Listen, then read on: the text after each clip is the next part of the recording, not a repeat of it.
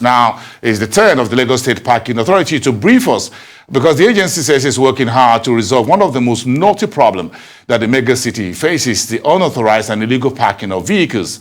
Lagos is Nigeria's largest city, some 20 million population, and the highest number of both commercial and private vehicles. Now, the head of the state's parking agency, Adibisi Adelabu, joins me now for a chat to this. Good evening to you, madam, and nice to have you. Good evening. And I just said you're going to be interviewed at the Lagos State Parking Authority, and I remember this from the midnight side, so no parking on the dance floor. That was the song that came to my head. You remember it's the oldies? Yes. No parking on the dance floor. Yes. A whole lot of no parking in Lagos. How critical is this challenge of unsustainable parking facilities in Lagos, whether they are private or car owners or commercial vehicles or their tricycles, whatever? It's very important. Traffic is a big part of our lives in Lagos. Congestion is critical. And to tackle the traffic issues, we have to start from parking because it takes a lot of our time up. It affects our productivity. So the governor, in his wisdom, decided that, look, it was about time we addressed the problem holistically. You can't, as a transport family, we have to look at parking. And then he created the authority to work in conjunction with other transport agencies. And that's what we're trying to do. Our core function is to regulate and enforce all forms of parking.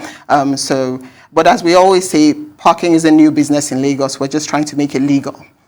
Yes. Interesting, because I'm sure Governor Sanwo-Olu will be thinking that, look, a lot of the drivers in Lagos most likely will be male. So send a woman after them. If Bosun doesn't park very well, get him grabbed and get him to comply with regulations. So you're the right woman for the job. What's the impact of indiscriminate parking having on the business and economy of Lagos State? Because Lagos is where everybody wants to be. Absolutely. And you have about, on average, every hour, about 6 people coming into Lagos. You know, land is our oil, and parking as such takes up a lot of our productivity.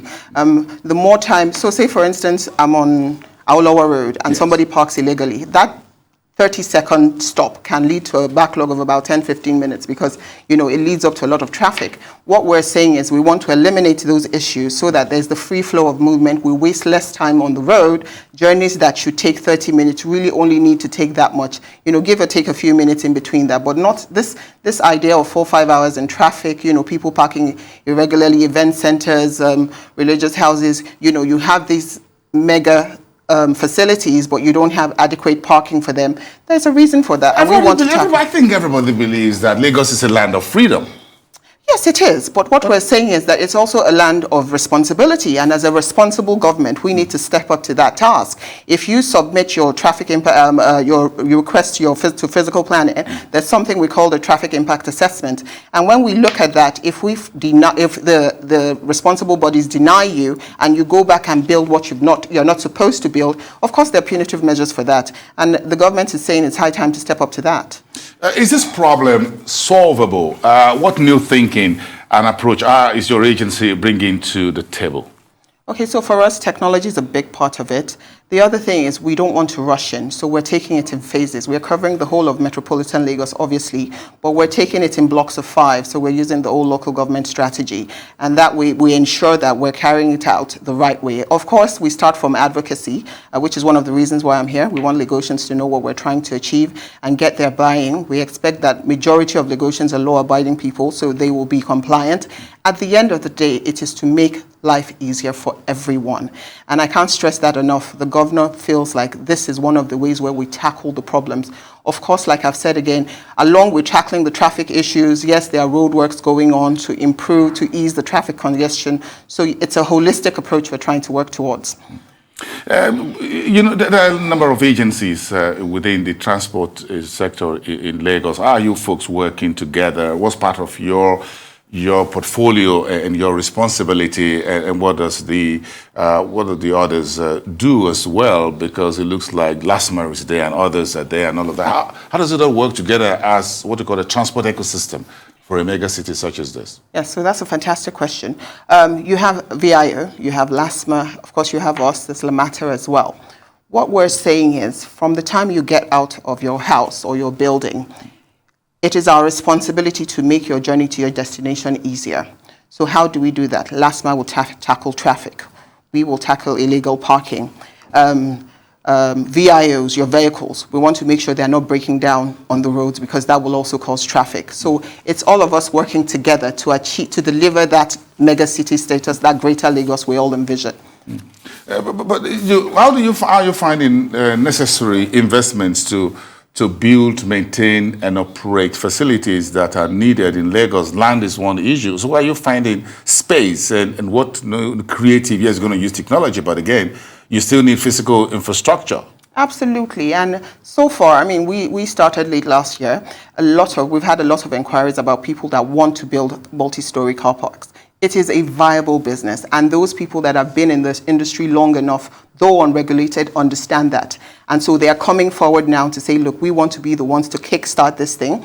We have the land, we have the partnership. If you're looking for funding, we have some financial houses that are ready to put the money down because they understand that this is a business at the end of the day and they want to make their return on investment. So we're trying to pair up those people that have the land to those people that have the vision. And of course, if they need capital, we pair them up with the financial houses to say, look, this is the plan. We will give our approval once we've looked at the plans and we feel that it is a viable business, it's something we want to be part of, and then we'll proceed from there. But it's limitless, you know. I say to people, either you're parking on street, off street, some way if you have a vehicle, you have to park your car. And that for us is the way to go about it. Of course, we're looking to create employment as well. It's about empowering people. You know, you get out there as an agent, you collect your money at the end of every day. You know, you have something to take home to your family. That's important. And the government really believes that that's the way of getting people into jobs, making them feel involved in society as well. Can we install parking meters, for example?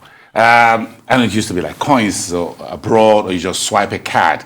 With banks and everybody providing these things these days, I could just swipe and tap my card. Oh, tap, that's what it says. So just tap it. And it goes just like you use for the BRT buses. Is it possible?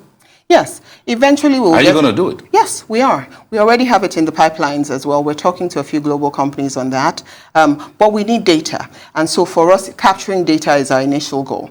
When we start off, we're looking to run our pilot in VI in Ikeja, say by the end of this month.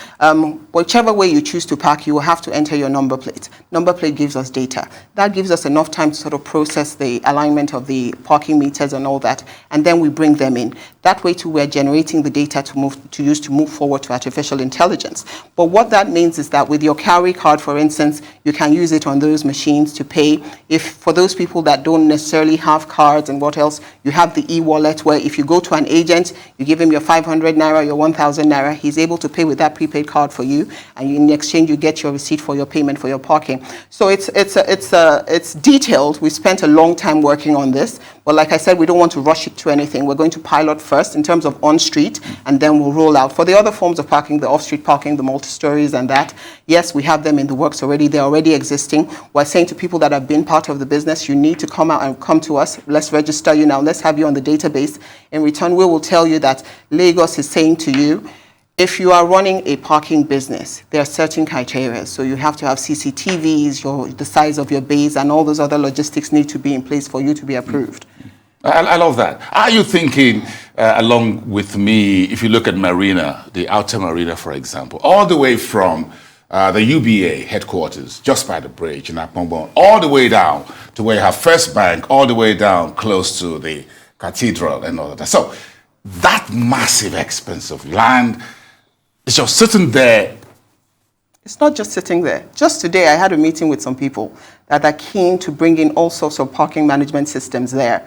You see, Marina, because that's a central business district. That's the financial hub. Yes. And so we have all sorts of ideas. We're trying to see which one will work best. Some people come with multifunctional building ideas. Some people want to use the rotary car parking system where you can park your cars and it sort of turns so that, that way you can get more cars into it. Yes. So we're looking at all these ideas. A multi-story will be good.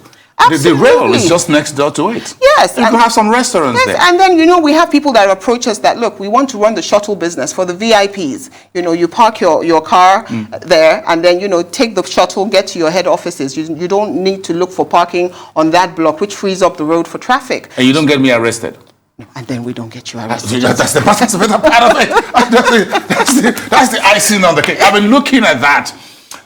Spent many years as a business journalist, every time in Marina, and I just said, this expanse of land, can't we just do 1, 2, 3, 4, 5 multi-layers, have some restaurants, whatever there, and look like a big supermarket kind of thing with a parking space? Some people, we've seen plans with some people having shops on top, yes. and then you have 5 floors of parking. Yes. Some people want to have a cinema. For those people, maybe after work, they want somewhere to relax on top of the multi-story. So let's do it. Yes, of course, we're all open to it, and that's part of the reason I'm here. We're open for business. Let's come, let's talk, let's look at the best way forward to push Lagos together. Now, this is going to be a very difficult question for you. How are you going to deal with the downfalls? Those guys look to be the godfathers. They seem to be. I'm trying to find these for them. I don't know, but I'll try to get it. They look like they're so invincible. How are you going to deal with them with their own parking issue?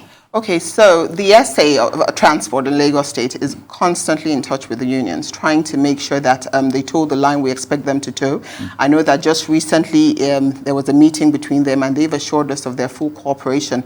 Of course, the other thing there is that these people have local knowledge. They know those areas, and what we're saying is that when you want to apply for a concession, you're not going to bring somebody from VI to run a concession in Agege. We expect that those people that have that local knowledge, which are the people you're talking about, will be employed. And I think that there's dignity in that for them as well. My final point. There were years and decades ago when there was a number selection. You can't come down to the island from Malagbado, for example, if your registration number is XYZ, so you got to be another day. Do you think we should return to that? Absolutely not. That's the past. We're moving ahead. We're looking to the future. The government is building roads. You can accommodate everyone. Absolutely. That's why there's a massive infrastructure program going on. You know, if you take, for instance, the Okpebi to Ojota yes. road that the newly commissioned, they're working on it. There's so many, even in Lekki, we're working on that. I don't see why we need to go back to the processes of the past. If we want to move forward, it is natural for populations to grow, and we believe that we're capable of carrying that population on with us. It's nice having you on the show this evening. Thank you. And I'm going to follow your progress at the BCID level. Thank you so much, the General Manager in charge of Lagos State Parking Authority. Thank you for having me.